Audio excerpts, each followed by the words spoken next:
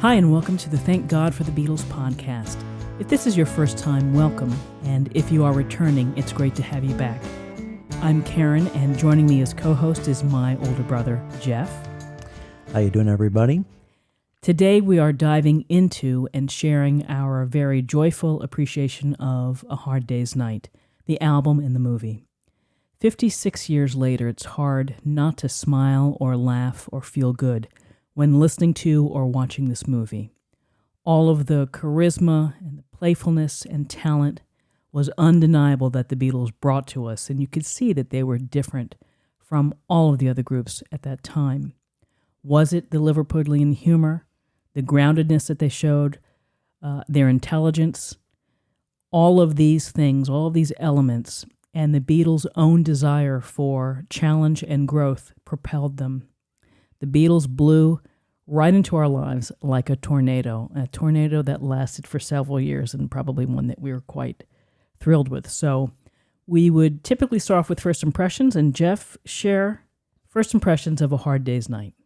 Well, my first impressions of A Hard Day's Night was when I saw the ads on TV for the movie, which came out in August 11th, 1964. We had just moved to Connecticut, I believe, in January. I saw the Beatles on Ed Sullivan in February, and they were writing the songs for the film at that time. And when my father had actually taken me to the theater, and in those days, the theaters were facing the street. They weren't inside a mall. So you would see in big letters, and then there was a huge line, as you can expect. If you thought the Star Wars lines were long, you've seen nothing until compared to how many people were lined up to see the movie. Not everyone got to get in. My dad and I got in, and when the Beatles came on the screen, the girls in the audience started screaming. And this is in front of a movie. There were girls that wanted to actually go up to the movie screen and touch the screen when they came on the screen. It was crazy. But you could definitely follow the film, the frantic pace of the movie, and I remember what my poor dad put through. I was 7 years old at the time. I turned 7 in April of 64. So as a young, impressionable person, that set the template for me as to what the Beatles represented. I think they did the same for a lot of us. And I just was enchanted. I was entranced ever since. I mean, the Ed Sullivan appearance, and then reinforced with the same images of the movie. It was just an incredible experience for me. And my dad actually enjoyed it. He laughed during many portions of the film. So it worked not only with young kids like myself or the screaming girls in the audience, it worked with adults as well. So that the Beatles had charmed the world. And that was my introduction to them. What an exciting, frantic, and wonderful time. And just a note that our father was a musician. He played trumpet with the Woody Herman Thundering Herd back in the day. So he knew music and was a very talented lead trumpet player as well. So maybe he could hear the spark and the energy that's required to make great music. So, at the time, the Beatles had blown up everything with the Ed Sullivan appearances, and then they had a couple more appearances, and they were down in Miami, and just the Beatlemania was in the U.S., particularly it was taking off, and it was really around the world. So in April of 1964, this is interesting, they had 12 singles in the Hot 100. And they had the top five: Can't Buy Me Love, Twist and Shout, She Loves You, I Want to Hold Your Hand, and Please Please Me. Well, the Beatles were on fire. I mean, clearly 64 was one of those years that was crowded with activity. They performed an 18-day concert marathon in Paris. They did a whirlwind Beatlemania in the United States. They filmed the motion picture. They did an international tour, 2 albums, singles, and an EP. They wrote 22 original songs in between being stuck in hotels and planes. And most of these songs were written just days before the recording dates and produced pretty much on the fly with George Martin's help. It was amazing. And that, I think, the Beatlemania Ed Sullivan set the stage for that. And what's so interesting is that Capitol, who had resisted them for so long, then got like, oh my God, we need to capitalize on this. We need to get as much as we can with them. And so at the time, there were a lot of feature films with rock stars, the Elvis Presley movies. And so they had this lined up with United Artists, and they had a $560,000 budget, and United Artists had provided a $40,000 promotional budget. So here, even before the movie was getting started, they were really working it up and promoting, of all things, the mop top idea, the Beatle haircut, which is, when this, the cover of the album and the pictures within it, I mean, it became symbolic of this, it just, here, you could buy your Beatle wig. And George Martin had once said that when he was in New York and he saw the older men wearing the Beatle wigs, it was like, oh my God. Oh, no. Yeah, that was one dreadful side effect of it. It's amazing that originally the intent was to create a soundtrack album. And so they wanted to rush out a soundtrack album, so come up with some songs.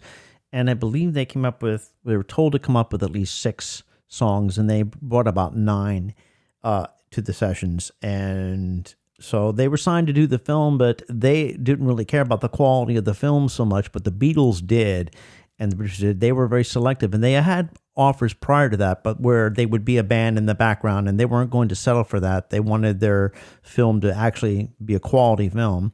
So we can tell more about that story if you like, but they had to record these in a hurry. I mean, they had to write, they were made to order. And Walter Shenson said, John said, well, what kind of songs do you want? What's the storyline? He said, well, you're the songwriter. You come up with it. Give me, a couple fast numbers, couple slow numbers, So, well, the folks at United Artists got Walter Shenson, said, go back to London, talk to the Beatles, find a director, which was Dick Lester.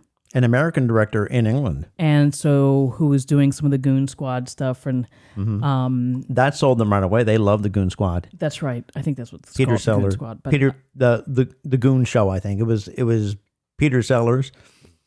So that was very, very funny. And so they wanted that kind of zany, they loved that idea of making it humorous. They wanted to make it a comedy. So Walter was supposed to meet with the Beatles, and the Beatles were going to come to his office, and his secretary had made tea and cakes for them, and of course they never showed. And so they had to go find them at the apartments, and they were like coming down. And so they hit it off, and then probably the most important aspect of the success of this movie was finding the writer who was from Liverpool, Alan Owen. Mm-hmm. And Alan Owen, of course, wanted to write the script, but study them first. And so I think he went up to Ireland. He went to Dublin with them. Right. He went to Dublin to observe them and get a feel for their personalities. And of course, when you're writing a script and you're writing a comedy, you can only do like maybe a caricature or an imprint or an impression. But he got pretty good feel for their personalities, so that what we understand as what the Beatles individuals represented, at least as iconic figures, is all due to Alan Owens and his perception and his writing. Well, it was very clever because Dick and Walter had said, well, what do you think? What's the screenplay? He goes, well, I'd asked John Lennon about how was it in Paris. And he's like, well, the hotel's nice, and the car to the venue was nice. The venue was nice. And then it was back to the hotel. And he said, Alan Owen immediately said, they're prisoners of their own success. Right. And this is how they live their life. We need to show this, but we also we'll add in the thing about the grandfather for Paul, just for a little story effect. They also had the guy that Wilford Bramwell, I think was. Yes. Yeah, that was a seasoned actor on a show called Steptoe and Son. He was a comedic, polished actor, and they wanted to make sure they had a quality actor in the movie because they really weren't sure about the Beatles' lack of acting talent, whether they could pull it off or not. That was kind of a backstop. And I need Norman Rossinger playing the. Is that Shake? That's playing the boss, Norman. Norman was his name in real life, the actor, as well as Norm, the fictional manager in the movie. And they recalled working with them, and a lot of this appears ad-libbed, but it was all scripted. Majority of it was scripted. Maybe a couple of spontaneous moments in there, but John saying something off the cuff and they'd leave it in. But it's wonderful. I mean, the whole script really captures at least impressions of their personalities. So Jeff and I watched it the other day on Thanksgiving, because as we're taping this around the Thanksgiving holiday in the U.S. And, as much I'm a teacher, and I used to think, oh, I'd love to show this to my elementary school kids, but I really can't because there are some risque pieces in there and some things that are, in hindsight, maybe not so appropriate. So Right. I mean, maybe for high school audience, right? It's still like a G-rated film, but there's still some off-color jokes in there.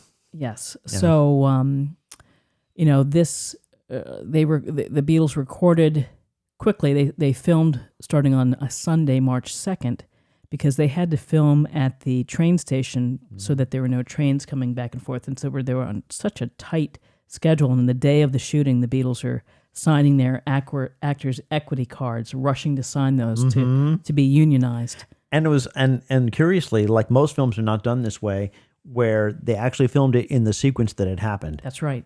And that's incredible to me. So these were new actors, and you had that scene on the train with the thing in the boxcar, and with the stuffy old gentleman who comes in and acts like you can't say anything. It's his train, mister. And apparently, that George Harrison said that's based on a real event that happened to them. Right. Then maybe they told some of these stories to Alan Owen. He just incorporated a lot of that into the storyline. It's stuff that happens on the train, and then all the events on the train, and then the grandfather being the backstop storyline.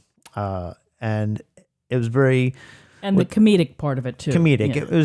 That was the comedic element, and also introduced elements of surrealism in it too. And if anyone knows what surrealism is, it means that stuff that can't possibly happen in real time, but what happens in their imaginations, projected on the screen. For instance, when they're Mr. Can we get our ball back? They're running outside the train, yet they're inside the train. It's just for a moment, for comedic effect. So you knew when you're on a ride, literally with the Beatles, that anything could happen, and it opened.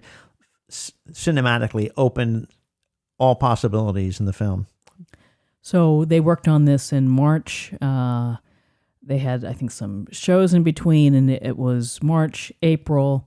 Ultimately, the soundtrack was released in the U.S. earlier than the U.K. It was released in June 26, 1964. Right. And the album, the long-playing album, which didn't have any of the George Martin scored songs on it, was released July 10th, and I believe the movie premiered July 6th in England and London. So, again, the breakneck speed of what they were doing in terms of their life, and then really talking about the songs, is that this album was like John Lennon's greatest stand, perhaps, because he wrote 10 of 13 songs. He was the leader of this group. He was the soul behind it, and he was the man.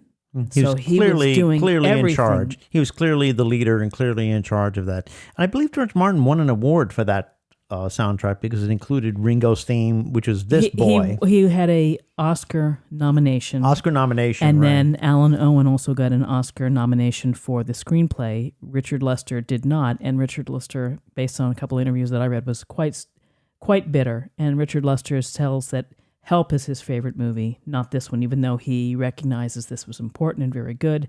He prefers Help. So you start off with this, what happened with the not having a title for the okay. The album. What happened with not having a title? In fact, they had filmed the entire movie. All the sequences were filmed, and then in the beginning, they said, okay, well, they heard about the phrase "A Hard Day's Night." They bandied that term about in the offices at United Artists, and everyone seemed to agree. What do you think of that as a title? We need a title. And because there was pressure for them to publicize the movie. So they came up, say, so Shenson the producer goes to the Beatles and says, well, can you write a song, A Hard Day's Night?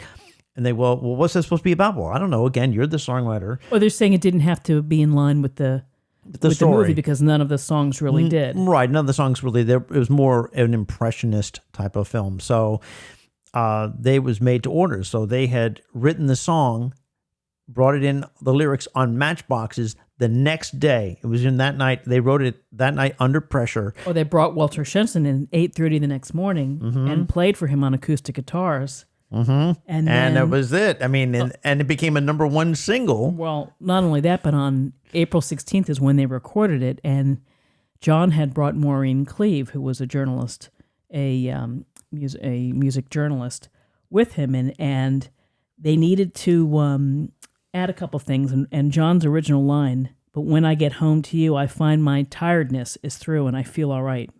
And it says here, and this is in the Kenneth Womack George Martin biography, to Cleave's ears, "My tiredness is through, it seemed feeble." And then John grabbed the pen, he replaced it with, "I find the things that you do will make me feel all right."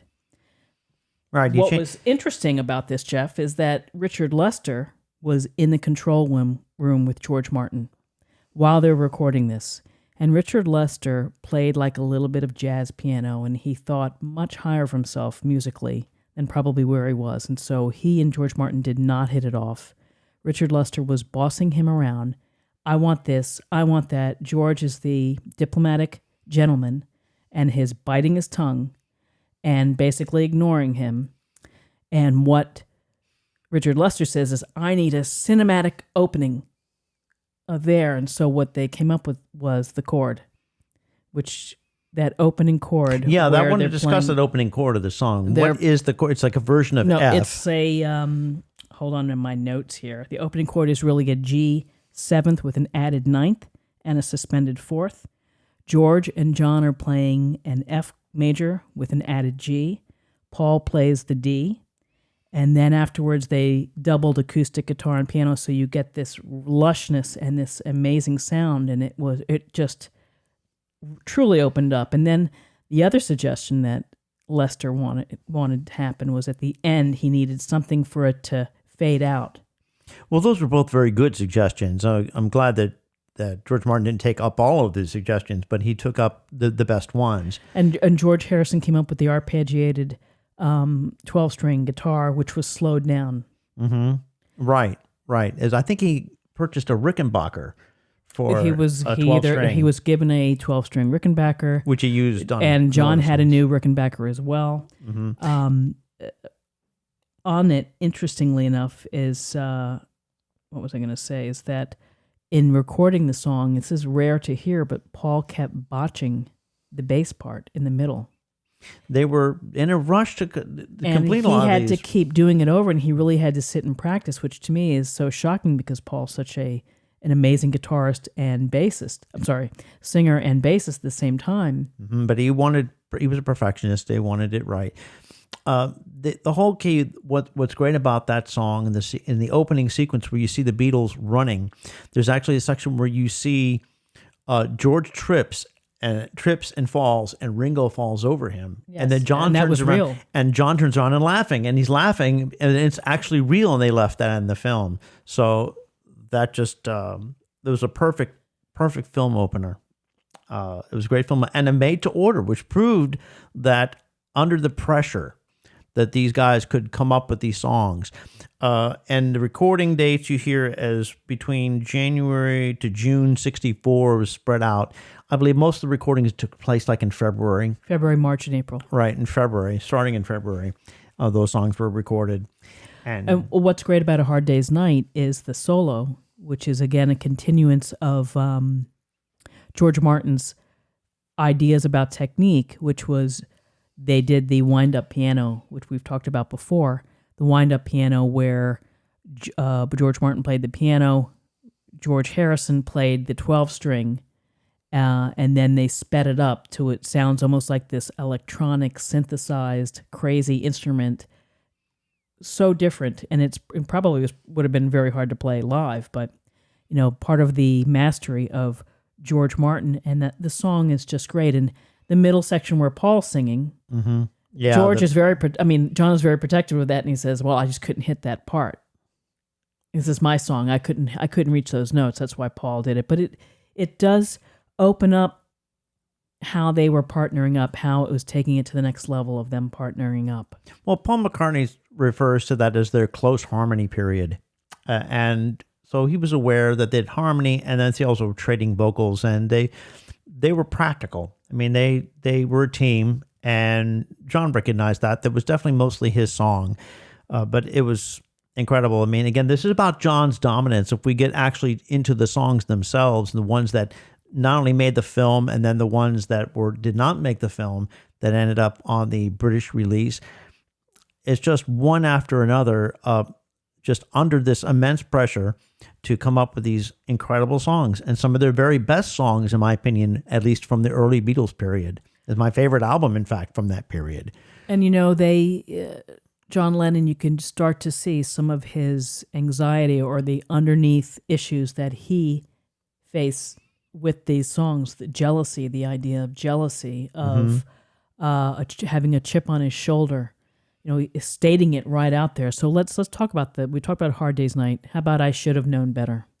I Should Have Known Better is a great track. I love that song because the intimacy of it. It's a double track vocal, and it's a great sequence also. They use that in the film where they're on the train and they start playing the card game, and then they do a very sly edit between the card game and again another surrealistic twist where then you see John, the first thing you see musically is John with his harmonica, and then George looks like he's playing guitar, but you don't see his head but not playing it, and then it shifts over to them playing their instruments, and then shifts back to the card game at the end, and then the girls screaming, and especially when they start sighing when John does his single tracked bridge. I think it's got one of the most beautiful bridges. It's like 16 measures long, and it's so intimate that it really moved an audience in a way that, and the girls there just went crazy over it. And also you got to give credit to George for writing a very clean, perfect solo that extended the melody and didn't go too far with it. Very tasteful. It was just a great song. And I think one of the last uses of harmonica in a song, it was effectively used there. And it's one of my very favorites because it's the structure of it has got like a bridge and an alternate bridge. And it was the flip side of A Hard Day's Night in the U.S. on the single. Which went to #1 and also won a Grammy, by the way. And by the way, the phrase Hard Day's Night, you know when that actually originated? 1963. And how do we know this? Because John had put it in his book in his own right. In one of his poems, he slipped that. He loved it so much, he slipped that phrase in there. It's credited to Ringo. Yeah, it's credited to Ringo. Ringo's malapropism. Right, Ringo came up with the phrase, which they went, that, and Paul went, that's great. So and John also had it included in one of his poems in that book, but incidentally. But back to the song, I'm happy. I Should Have Known Better. It's just got a great feel. I love the acoustic guitars on it. I love everything about it. I love John singing on it. It's optimistic too. Yeah. It's a happy love song, and it's actually the first official song of the film, and your introduction to them. It just pulls you right in, and how can you not smile or be happy when you're listening to this? And that's what I would say. And so then we move into one of the most beautiful songs the Beatles ever sang, and that John wrote primarily. I mean, I would say most of it, 98%. If I Fell, the incredible harmony between John and Paul, and I think that this is one where they wanted to sing at a single mic that George Martin allowed them to do. He typically wouldn't do that, but I'd have to double check on that. That's what I seem to recall. But what a great song, again, about something that here's what it's about. Happening outside of a marriage. Happening outside of a relationship. Yes. It's actually a complex song, and it was John said that was his first attempt at a ballad proper. His first attempt. Can you believe this? And it's an intimate song. It's complex. And then Paul very much and wisely stayed in the background, but did the harmony part. And again, that was from the close harmony period. Beautiful harmony, beautiful melody. And it dispels the notion that John was just the rough and aggressive one, but he could write ballads too. And he said it was semi-autobiographical. Sure. And semi-autobiographical to whatever extent. But the lyrics are about the temptation of outside the relationship and the angst he felt over it. It was just beautiful. And to this day, I love the song. I learned it right away. I wanted to play it. We both we sing it well together. We harmonize well together. How about the Paul's voice breaking on In Vain, which they had to go back and fix that. Yes, right. oh, you could totally hear it cuts out. Yeah, you on can some hear of the versions. it depends. It depends on the mix you get, which is why I'm not a big fan of these. I'm a little bit wary of these remixes that come out. But it's interesting when you hear that little cut off, and then I think they fixed it on one version. But that's fine. It's almost adds to the charm of it. So I love it. I just love that song. And then that's followed on the album, at least, by "I'm Happy Just to Dance with You." And I'm not going to use the George Harrison thing. I'd like to say George, but they wrote that. John wrote it for them. John wrote it for George to sing, because George was still a brand new songwriter. He'd written "Don't Bother Me," but he himself said he was a lazy songwriter. It took him about a month. He wrote a song called "You Know What to Do," which appears on the Anthology 1, but that wasn't going to be used for the film, so they were happy to write something for him to sing. And I think it sounds like it was double-tracked part of it to...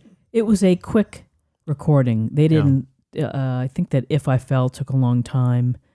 "A Hard Day's Night" took a long time, and "I Love Her" took a long time to really get right. But with this song, which Paul later referred to as filler, they knew they needed to fill the album, and they knew that George needed a song.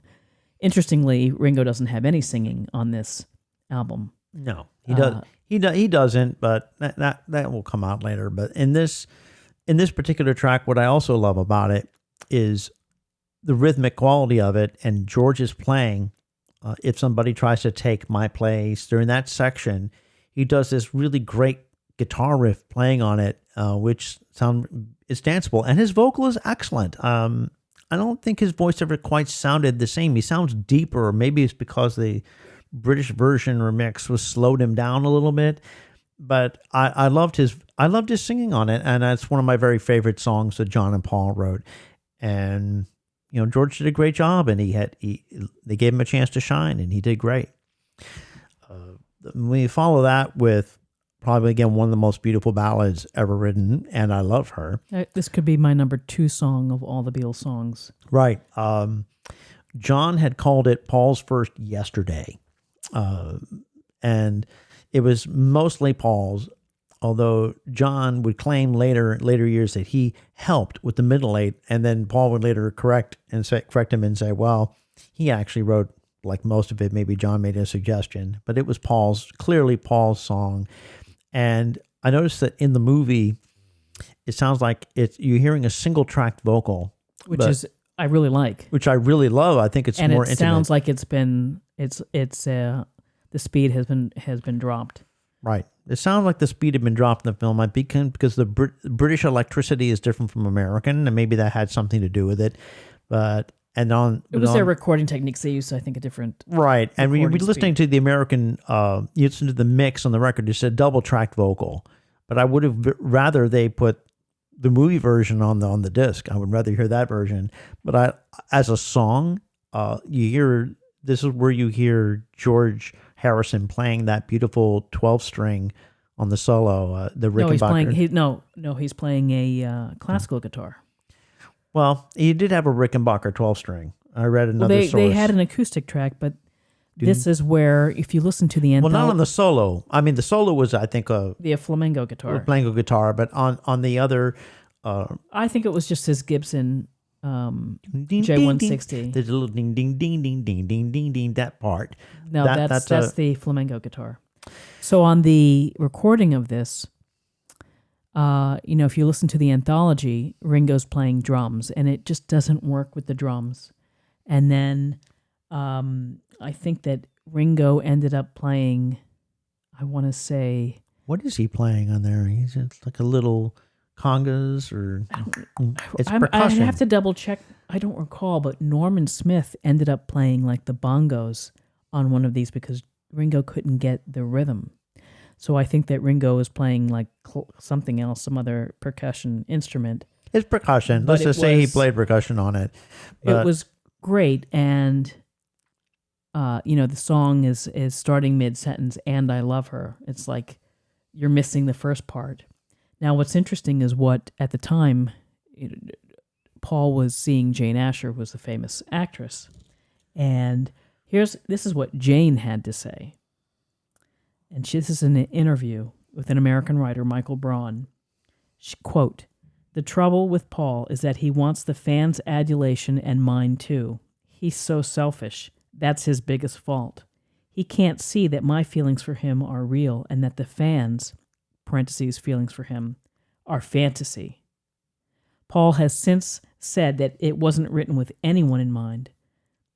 It's hard to believe that. It's obviously written, listen, he was 21 years old, turning 22. Well, I'm thinking he was, I'm thinking that Paul, she may be right that Paul is inherently may have been selfish, but I think that Paul very clearly wrote that for her and had feelings for her. Oh, he was 21 years old. He was young, and of course he's going to be soaking in the adulation, and I can't say I detected a little hint of jealousy there from Jane, and when they broke up, of course, he was bitter over the breakup, so of course he's going to say, "Oh, no, I didn't really write that for anyone in particular."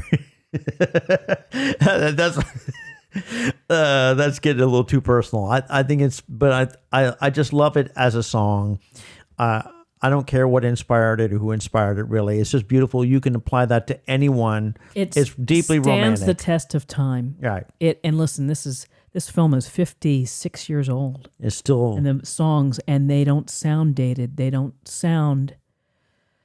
It's fresh. They're just because they're well-constructed, well-performed, energized songs. And so after And I Love Her, we've got the upbeat Tell Me Why. Tell me why. Tell me why you cried and why you lied to me. And yet, if you hear it as a rocker, okay, that again, that's mostly, you can tell that's mostly a John song.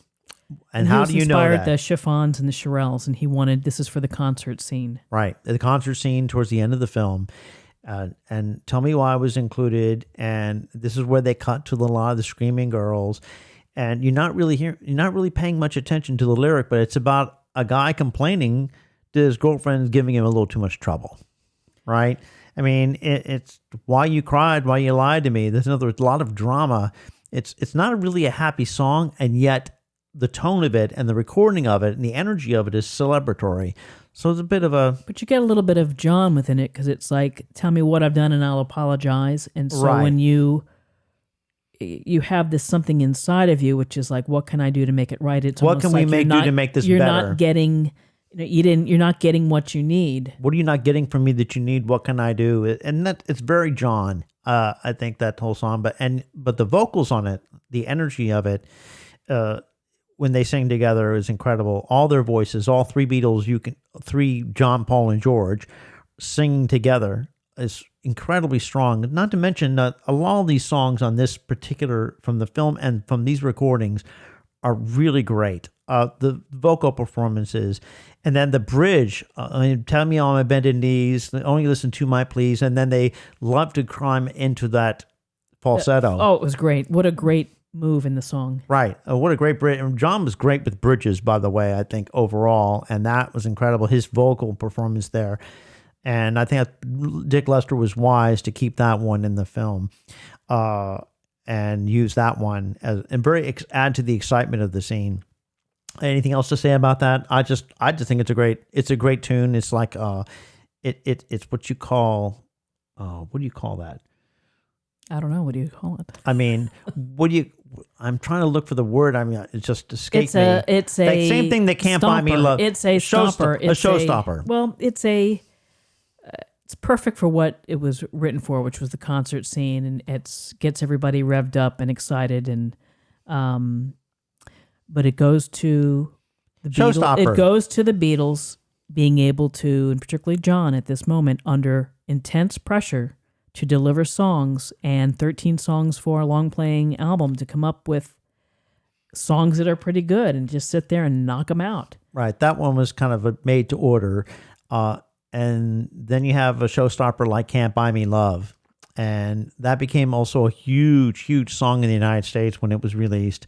I think you think of 1964, you think of I Want to Hold Your Hand, She Loves You, Can't Buy Me Love was a huge, huge hit. And so it's I forget the term, barn burner, showstopper. There's another word I was looking for and it's escaped me. But that's what that was, and they used that in the film sequence where the Beatles had been cooped up in the studio from in a car, in a room, in a room, in a room. Paul's grandfather complaining. He's actually describing the condition of what they experienced. So this is their breakout scene, and you're seeing them going down a spiral staircase from below. Great filmmaking. And then from a helicopter above, they're on this field, and with, I don't know, this design and the way they were running back and forth, it was jubilant. The way it was cut. They created the fake. This is where they're jumping and running on the field, and it's. They created a fake helipads where they were doing like the twisting dancing. Right. And the stage direction from Richard Lester in the movie was, he said it's very simple. The boys come down the fire escape. It is the first time they've been free. They run about and play silly buggers. They run about and play. The filming of it, if you look at the sequence from the ground where they jump, and there's little comedic moments where he'll just jump and then go nowhere, or they fall down and they get up and run around. And then that piece of, when we were talking about that, you and I were talking about this privately earlier, where John had couldn't be there. He had to leave by one. He had to leave by one because he had a book. He had a book signing for his book in his own right. So you had Dick Lester's. You see Dick Lester's shoes. So you're thinking that that's John's viewpoint, and you see the other three Beatles playing and running about as part of that sequence. They incorporated that, and I didn't really notice that until I'd read it or heard about it in the Beatles Criterion Collection. Criterion Collection, correct. And I was watching that collection, and it's amazing how they put all that together. And again, Lester was shooting them from a helicopter, and if you think about it, I mean, it looks like the drone shots that we get now. And this was 1964 to get these overhead, way up high shots. It was great filmmaking on his part. Now I also want to give Lester some credit. I mean, he is pretty much the putative father of MTV, which came later. The music video, which was in those days, folks, all music videos. This was the invention of the music video, the very first one. But without knowing what that was, what a great piece of filmmaking. And as we move on, also one song, we'll get to that. Well, I hate to say we'll get to that later, but I want to mention You Can't Do That is on this album, was intended to be in the film, and it was part of that concert at the end of the film where the Beatles were standing and performing Girls Are Screaming, and that was cut out of the film due to length, but that has also been made available in other formats later so you can see what it looked like. But as an album, there's more songs on there that appeared later on an album in the United States called Something New when Capitol split them up. And these are also incredible songs that were, any of these I thought could have been in the film as well. They're just so great. So flipping the record, side 2, right. Anytime at All. Anytime at all. All you got to do is call, and I'll be there. And this one of it starts off with a chorus, and then goes into a great bridge and a great verse, and you have John Lennon again taking the lead. Well, John says that he rewrote It Won't Be Long. It has the same chords. It doesn't matter. John was very good at taking when he had, and it's just a beautiful melody. I think he understates, even though he wrote these made-to-order songs, I think he was so brilliant. He says, it's by I love you, you love me, I'm coming home, blah, blah, blah. Okay, fine, but you were actually brilliant at that. And when he was pushed and they had the focus, and they had to be focused, he wrote these great songs under pressure. Anytime at All, it's got punch, it's got kick, it's got great drums. And then you got the call and answer between John and Paul, where Paul takes the higher part that John, maybe he can't hit the note. They did that frequently. And then that song, it really, and it's a beautiful song. If you need somebody to love, just look into my eyes. I'll be there to make you feel right. It's about devotion. Great song. I love the energy of it.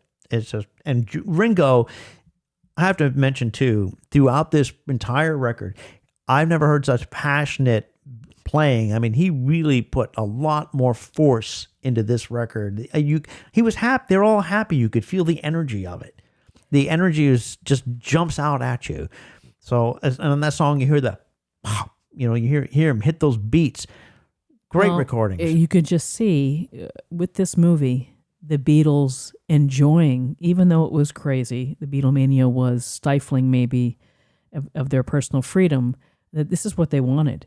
And they got it. And you know what? They were enjoying it. They were the masters of the universe at that time. They really were. And all eyes were on the Beatles. Well, they weren't going to waste a minute. And then we move into I'll Cry Instead. Oh, what a great song. And that was also submitted for the film. And there's a little bit of a tiff between Richard Lester and John, because John wanted to use that in that fire escape sequence. And he was a little bitter that Lester decided against it and chose Can't Buy Me Love. But John got solace later because it was released as part of a single, I think. So he was okay in the end. It was rejected, but John gets a little insecure. He takes things a bit personally. And this talks about the chip on his shoulder. Yeah. In there. And again, he's revealing himself, the things that the self-questioning that he, like, this is the precursor to In My Life. He's beginning to really delve within, even though these are love songs. Even before Dylan, even before he was consciously listening to Dylan and being inspired to, talk about himself and his feelings and focus on the internal. Well, he's already doing that. I'll Cry Instead. I've got every reason on earth to be mad. I just lost the only girl I had. And he's going to punish all the women around him and break all the hearts around the world, baby. Oh, it's got a lot of complex emotions. It's got retribution. It's got jealousy. Insecurity, all of it. It's about rejection. He didn't handle rejection very well. He tried to defend against that in his personality, and you see that coming out in the film. He used humor as a buffer. So I'll Cry Instead is a great piece of early work that portended some of John's later writing about Jealous Guy. And Jealous Guy. All of that. Didn't ever leave him, really. Well, he was at least honest about it. So, and then that leads into Things We Said Today, one of those songs that in A minor that every guitarist out there, like myself, learns to play it.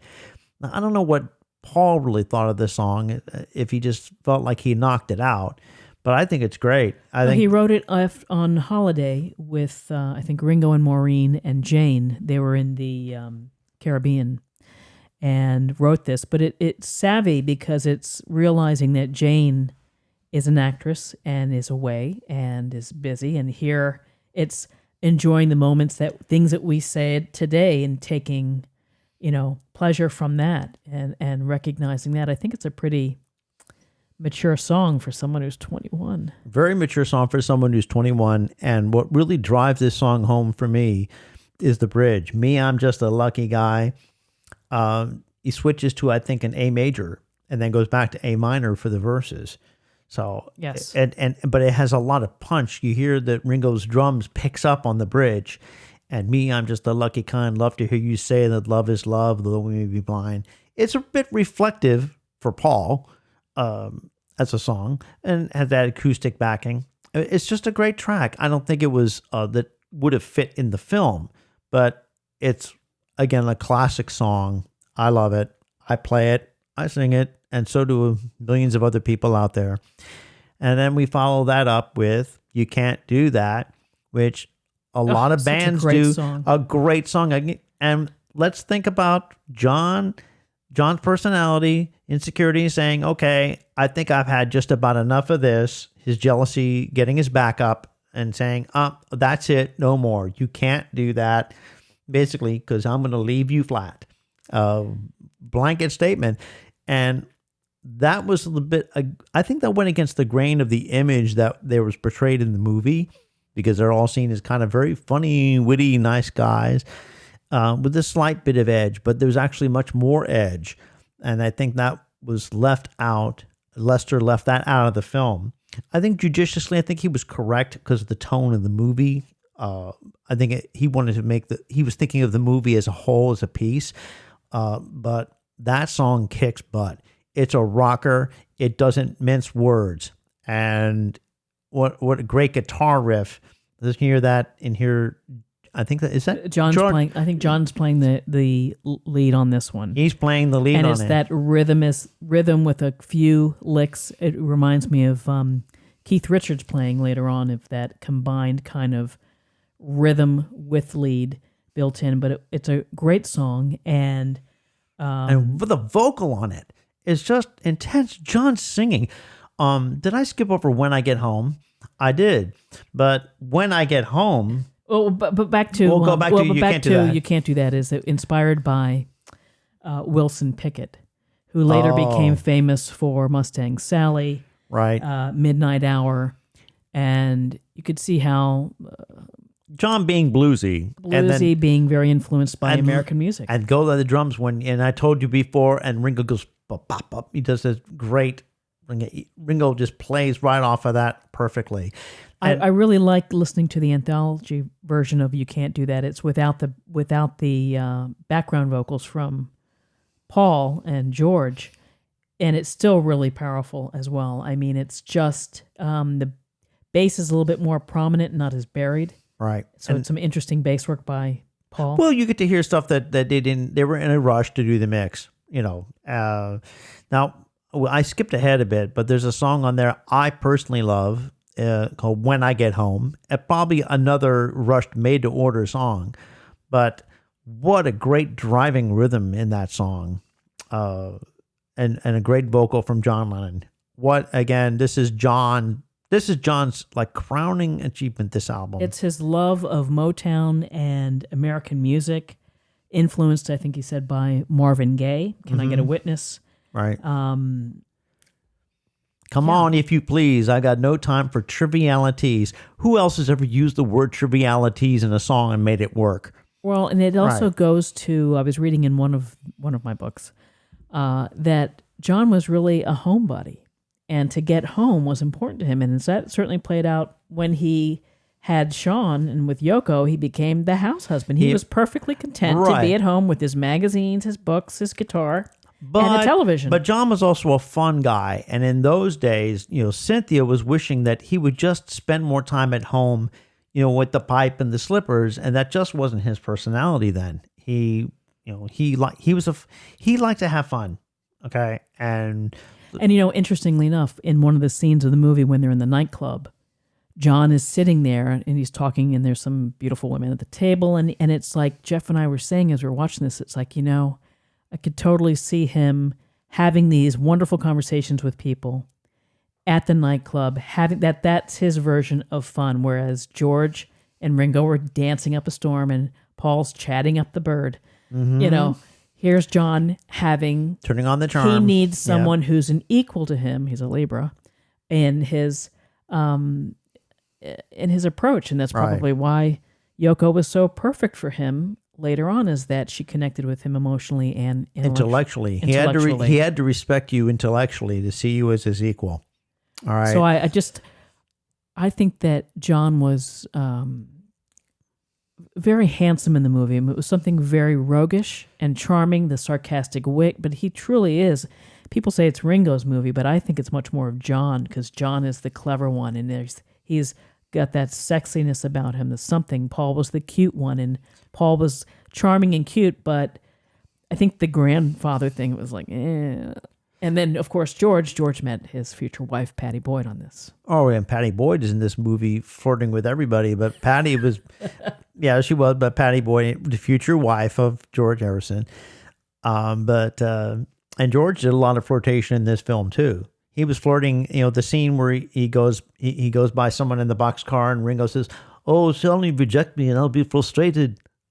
Yes, well, that was Ringo. Remember she was beckoning him in, the older woman. That was a great scene. And then Ringo keeps walking, and then George winks at her, so he says, he doesn't want her, I'll take her. It's just great stuff. And on the album, but back to the album, I'll Be Back closes out the British album, which, again, when I experienced these songs, they were split out. Yeah. But I'll Be Back, what a great song.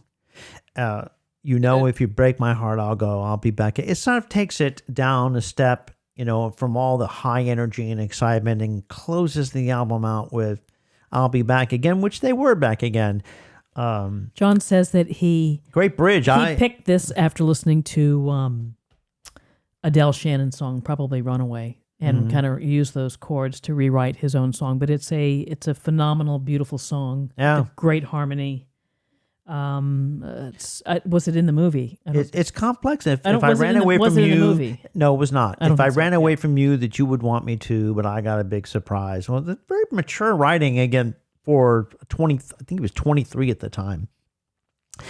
The songwriting partnership had just be taking off in directions unbelievable, and what George Martin had to do to kind of put these together. Some of these songs were mostly finished a couple days before they had to record them, and then one or two maybe not totally finished, and they'd had to work that out in the studio. And George Martin's suggestion is just to polish it out and get it out there because they were incredibly busy. They also had a tour that they were supposed to go on, and then Ringo fell ill. I think he had the tonsillitis, and Right. he had to miss the tour. And the three Beatles, John, Paul, and George, did not want to do it. And Brian Epstein and George Martin said, you really have to do it. And in hindsight, what they were saying in the George Martin biography by Kenneth Womack is that it was really important that they did it because they went to Amsterdam, and there were hundreds of thousands of fans along the canal or the thing, wait as they took a boat ride down. And in Australia, 250,000 people in Adelaide, 300,000 people in Sydney. Just the insanity, and even having Jimmy Nicol, who got so lucky to be the Ringo replacement, and he said he felt like it's A substitute drummer. he But- was out of the clique, but that was to be expected. But in hindsight, they said that was so important because it continued to drive this Beatlemania. So by the time we get back to England and have the premiere, there were 12,000 people there. Princess Margaret, that's a big deal. Mm-hmm. And Huge. they were wearing their beautiful tuxedos. And just as an interesting note, that Paul McCartney, he apparently, his daughter Stella said he never throws anything away, which I can probably believe. And he wore, I would say within the last 5 or 6 years, he wore that same tuxedo top that he has, listen, his weight has kind of varied from middle age. He was a little chubby. It was those 90s with Linda. But back to being really thin and being able to wear that when you were 22 years old. I mean, kudos to you, Paul. Yeah, that's right. 78 and sexy, I guess. Well, but that premiere, I think, in London with Princess Margaret. Princess Margaret had met with them all, and I recall hearing that when the Beatles had met, they were actually had not eaten and they were starving, and they wanted to mention because they were spending so much time. Lester and Shenson, I don't know who was Shenson or Lester. I think it was Dick Lester. She wanted to spend a lot more time talking with him and then talking with them. And then they finally, I think it was George or someone mentioned, I think we'd like to eat. When can we, have to leave because they can't, because you're not supposed to eat. You're not supposed to mention that until the Queen leaves, and there was not the proper thing to say. Well, she was very gracious about it, but she totally adored them. And the film itself, released August 11, 1964. In the U.S. In the United States, and around the time, of course, that I had to have seen it. The reviews from the critics helped to solidify it. Roger Ebert called it one of the greatest rock musical Time of all magazine, time. it's in the top 100 of Time magazine's greatest films, Right. which is pretty amazing for a rock feature film. It is the Citizen Kane of rock feature film, and it was great that they filmed it in black and white. That was Exactly. an artistic decision, and it was revolutionary. It was not your typical movie. They wanted it to be good. Paul said in interviews that we wanted this to be good, and the script, everything was. It just worked. It captured the frantic excitement of the time, of what it was like to be, quote, a fictional day in the life of the Beatles. It left its imprimatur, left this imprint on all of us. We now see the Beatles through the lens of that movie. That's our first impression, and first impressions count. The first impression was Ed Sullivan, and the second was A Hard Day's Night. And so those two put together created the image in the public's mind, and also the acceptance from not only the younger audience and the fans, but from adults as well, to whom previously the Beatles were just noise that they And shaggy hair. and shaggy hair. It was more than just the mop top. I mean, the cover of the album, which we kind of skipped over, but the cover of the album shows them with their hair and their mop tops. And their eyes. But it's used as an artistic statement. If you look and their eyes, but it was used to great effect at the end of the movie with all the little single shots thrown Fabulous. one after another. But when you see the credits rolling at the end, and their personality shines through in the photographs. how could you not remember each of their names? At the end of that movie, you knew everyone's name. We have to give credit to the innovation of Lester, Shenson being wise enough to let them have their head and make a movie. And one thing we didn't really talk about was that like the focus on Ringo and Ringo's acting and the because you can go forever into the movie, but I can take a minute or two just to mention that the entire sequence where the grandfather basically he's reading a book. I think Ring of Murder or something. If there's some trivia, people will know what book Ringo was reading, and the grandfather was stirring him up, saying, "Oh, you're just reading that book." And then so Ringo goes out and gets himself. He just becomes an annoyance in the public. Wears a trench coat, interacts with some punk kids that are skipping school, and then if you notice the boat on the canal tips over, that just randomly happened, and they filmed it and they left it in the film. There. It was great. But there's a lot of humor in the film, but it showcases Ringo as an actor and also showcases George Harrison as an actor too. That great scene where he's with the market maker, with the market makers in the studio, and the actor and the middle-aged market maker in the film had just got off playing Caligula in a Shakespearean actor, and so he was great. And George says, "Oh no, he's one of the real ones," and George was very cheeky and get a great performance. The best line. Susan, will we turn the sound down on her and say rude things about her? Susan, it's just that posh bird that gets everything wrong. We turn the sound down and say rude things.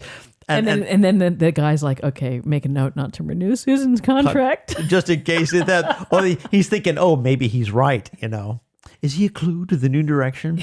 Right. That was great. And then again, and I think we mentioned in passing the scene with John Lennon in the studio, encountering a woman who mistakes him for someone else, and she doesn't have her glasses on, and he has a whole conversation with her where he's just playing along until she puts on her glasses and says, you don't look like him at all. And then he goes up the stairs, puts his hat, he gets pissed off, he pulls his hat over his head. He says, she looks more like him than I do.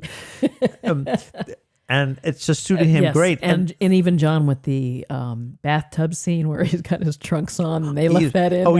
He's singing "Oh Britannia," and playing with the bubbles in the bathtub, and "Help me, headphones, help!" Just very his comedic aspect of John came out in the film. A couple really good scenes where he became quite a capable actor, and later he did How I Won the War with Richard Lester. Because they saw possibilities in John. If John pursued acting, he would have been, I think, excellent at it. And Ringo did too. They both went on to make more movies in the end. And then poor Paul, he did have a solo scene, and it was where they were breaking out looking for Ringo. Right. And he steps into a building, and a woman in a period costume is rehearsing for a play. Right. And apparently Richard Lester said it just didn't work out. Poor Paul. Well, Paul's acting was not up to snuff. But then I think we can make allowances for that, because Paul was, and the grandfather and the interaction there was really the focus of the film. So Paul got a lot of focus in the movie. So I think that most of his best scenes were in the interaction with his fake grandfather and with the others. And I think he had that other little scene where you see Patty Boyd and her friend, and he goes up and he's playing the suave guy trying to flirt with them. Wondered if we could join you. I thought that was really good. And then the grandfather interrupts them and calls them his prisoners. So Paul had his moments there, but I think getting an entire 3 minute, 5 minute scene, 10-minute scene, that was not in the cards for poor Paul in that movie, but it makes up for it for the fact that he sang, But if you think about this film, it really thematically it goes to everything the Beatles represented, which was there was the stuffy, and the UK, I think there was such a greater focus on privilege and education and class. And here you have the Beatles breaking up against these barriers, which is the guy in the train. You'll shut that window and all that. I fought the war for your sort. John says, bet you sorry you won. Right. So the lines. It is fighting this and the director bossing them around and not having faith in them that they'll never make it. Victor Spinetti. We didn't even talk about Victor Spinetti, but he was amazing. With the interaction between he and the fake director says, I wanted a award, likely story, and he looks at him. Victor Spinetti is brilliant. And then there was some hint like the director's having an affair with the blonde woman, his assistant. I mean, it was just. I thought there was something in there about that. Some of the lines in there says she knitted his sweater, but she knitted him. That was good. The movie is full of one-liners, great one-liners, and the delivery was right on target. They were called, for those of you that have been following this, the Marx Brothers. There was a lot of comparison between them and the Marx Brothers. Just. When Groucho Marx heard that, he didn't like it at all. He didn't like the movie because he said no. We had just very distinct personalities. I couldn't tell who was who in that movie. Now later on, Groucho became a friend of the Beatles. Fun fact: Groucho Marx gave Paul McCartney I think it was a round bed or something, like his round bed, which if I recall the story correctly, it was put into Paul's meditation dome on his London property. So that's the connection from Groucho Marx. I'd have to go back and I had no idea Groucho Marx. Wow. But the comedy aspect worked, and so another film is in the cards. What a great album. What a great period. What an excitement. The songs, I think, left their mark on me personally, as that was the baseline for everything that rock and pop should be. I think it was the best of the best for that early rock and roll pop period, brilliantly written. And it's unfortunate that they destroyed all of the outtakes and all of the behind the scenes and the extras in the footage, because they just, as Dick Lester said, we just don't have the storage or the space for it. And it was probably policy of the film company who owned the rights. But I mean, it's a shame because we didn't get enough of the early takes on anthology. I think we got Can't Buy Me Love, we got And I Love Her, You Can't Do That, I'll Be Back, but that's about it. Not much there. That's a little disappointing. I wish they would redo. Yeah, but let's give credit also to United Artists for its preservation of the film, because they saw it as a piece of art, and they have been restoring all these movies and considered great movies that they are worth storing and restoring, and they did that with A Hard Day's Night, and so we're very fortunate to have had this. Well, I could go on for another hour about this, but we won't, because we know people have things to do, places to go, people to see. So, my friends, thank you so much for listening to our Thank God for the Beatles podcast. We appreciate your time, and you can find us on iTunes, Spotify, Amazon Music, Anchor, and all the other podcast platforms. We also have a YouTube channel. You can find us there as well. We hope you enjoyed this. We look forward to seeing you the next time for another episode. Thank you. Take care, everybody.